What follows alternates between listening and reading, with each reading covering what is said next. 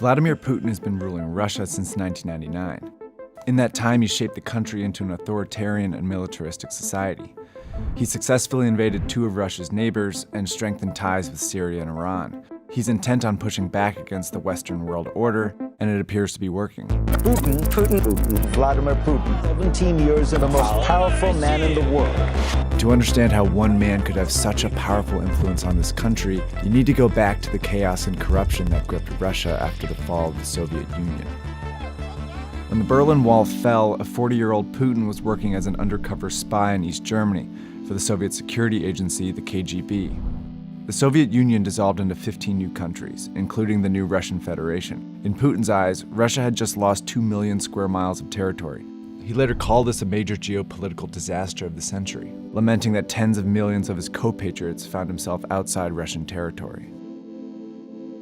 The new government had to sell off nearly 45,000 public businesses, like energy, mining, and communication companies that had been run by the communist regime, and it was chaos. The Russian economy was in a free fall, and all of these companies ended up in the hands of a few extremely wealthy men, known today as Russia's oligarchs. At the same time, the new Russian state was having a hard time establishing itself. Russia's first president, Boris Yeltsin, was wildly unpopular for cooperating with the West. And to make matters worse, he was an alcoholic, and many Russians thought he was an embarrassment. In order to stay in power, he leaned on the support of these oligarchs, surrendering an immense amount of political power to them. This graph shows how inequality actually worsened after the fall of the Soviet Union. This is where Vladimir Putin enters politics. He leaves the KGB in 1991 and becomes the deputy mayor of St. Petersburg. Putin uses his position to give special treatment to friends and allies in the private sector. He helps them structure monopolies and regulates their competitors, quickly becoming a favorite among the oligarchs. Before long, he's assembled a support network of oligarchs, crime bosses, and security officials, mostly fellow former KGB officers like he was. With their help, he rapidly ascends to the upper echelons of the new Russian state. In 1999, President Boris Yeltsin appoints Putin, still relatively unknown in national politics, to be the prime minister. A fierce nationalist, Putin feared Yeltsin was letting the US dominate Russia and that NATO, the alliance that worked for decades to contain Soviet influence, would expand into the new liberated countries and surround Russia. Putin's goal then became to build a strong Russian state, one that would be both stable at home and capable of exercising more influence over its neighbors.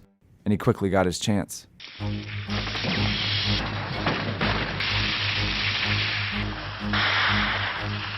During the post-Soviet chaos, there was escalating violence in Chechnya, a region that had informally seceded from Russia in the mid-90s. Chechen warlords and terrorists were pushing into Russian territory and attacking the border.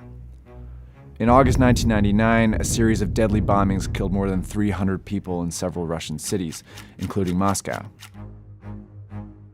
Putin, the new prime minister, immediately blames Chechen separatists for the attacks. He regularly appears on Russian television, claiming he will avenge Russia. The population quickly rallies around him. Putin's approval ratings jump from 2% before the bombings to 45% after the bombings. Journalists later uncovered evidence that suggests Russian security services could have been complicit in the Moscow bombings, perhaps knowing they would spark support for a strong man like Putin. But a closed-state investigation quickly quashed any dissenting theories. So Russia launches a popular and devastating war in Chechnya. The capital city of Grozny was leveled by Russian bombing, and some estimate close to 80,000 people died.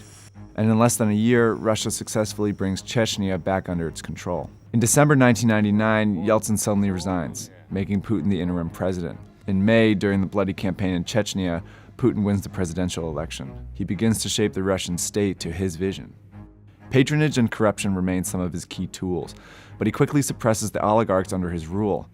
Those that support Putin are rewarded, those that don't are eliminated. Well, once Russia's richest man, imprisoned Kremlin critic and former oil magnate Mikhail Khodorkovsky was sentenced to 14 years in jail, this on a new conviction of embezzling oil. This is effectively a vendetta from Vladimir Putin for Khodorkovsky getting involved in opposition politics. With the oligarchy tamed, Putin was now free to move his vision outside of Russia's borders. At the time, relations with the US were fairly good. Putin even vacationed at George W. Bush's summer home. I looked the man in the eye. I found it to be very straightforward and trustworthy. But things were about to change. In August 2008, Russia invades Georgia, a former Soviet republic.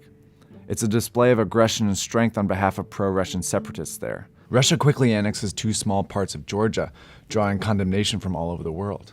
Interestingly, though, Putin was not president during the invasion. See, the Russian constitution says a president can only serve 2 consecutive terms, but sets no limit on the total number of terms one can serve. So Putin took the prime minister role again, when his hand-picked successor Dmitry Medvedev served as president. When Obama is elected U.S. president in 2008, he attempts to reset relations with Russia, and they make some progress, most notably to limit both countries' nuclear arsenals. But Putin remains paranoid about U.S. intentions and remains opposed to these new relations. He's particularly bothered by U.S. interventions in the Middle East, especially in Libya in 2011. He publicly criticizes Medvedev for not vetoing the action in the UN Security Council. Putin announces his candidacy for president and wins the 2012 election by a preposterous margin. Injustice, says Dmitry. This outrage can't continue. I'm here to say no to Putin. Putin starts his 3rd term once again amid chaos.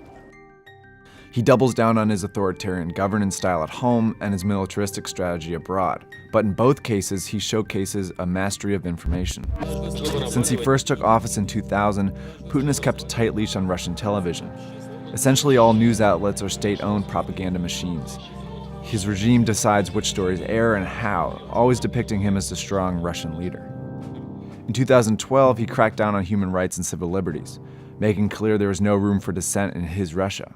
Using state television, for example, he administered a blistering campaign against a feminist and gay rights music group, Pussy Riot. The latest and the loudest such performance was the so-called punk prayer at the Christ the Savior Cathedral, where they were yelling things which were rather profane to be yelled in church. Of course, 3 members of punk group Pussy Riot were convicted and sentenced to 2 years in prison. Putin has also bolstered his aggressive foreign strategy. He's used traditional military methods, like sending weapons and fighter planes to help dictator Bashar al-Assad fight a bloody civil war in Syria. But Putin's regime has also developed and fostered the most effective cyber army in the world, and he's used it to wreak havoc in the West. These hackers have stolen classified US information, hacked politicians' email accounts, even shut down Georgia's internet while Russian troops invaded, and of course, they tried to sabotage Hillary Clinton's presidential campaign in 2016. Russian hackers have also launched propaganda campaigns in support of right-wing candidates in Europe. With this, Putin hopes to exploit and deepen the political divide in Western democracies. In 2014, the Putin vision culminated in the targeting of Ukraine, another former Soviet country. Ukraine's president was opening up to the West, and Putin feared he would join NATO. So Russian hackers launched a propaganda campaign against him, stoking protests in the pro-Russia eastern part of the country. He then sent in disguised Russian troops, and before long, violence erupts. In goes the Russian military, and in early 2014, Putin annexes Crimea. He continues to support the fighting in Ukraine, and as of 2017, over 9,000 people have died. The world erupts in protests, but Putin doesn't give in. See, his aggressive foreign policy successfully weakens his neighbors while also rallying Russians around him. But he has done all of this at the expense of his own people. His invasions have prompted harsh sanctions from the West, barring Russian businesses from trading in Western markets. Russian currency has plummeted in value, and the energy industry that Russia relies on is collapsing. It's hard to imagine Russia can continue under these circumstances. But the election of Donald Trump brings new hope for the Putin vision. Trump's rhetoric has been notably soft on Russia. He could lift sanctions and weaken NATO, potentially freeing up space for Putin's Russia to become a dominant power once again.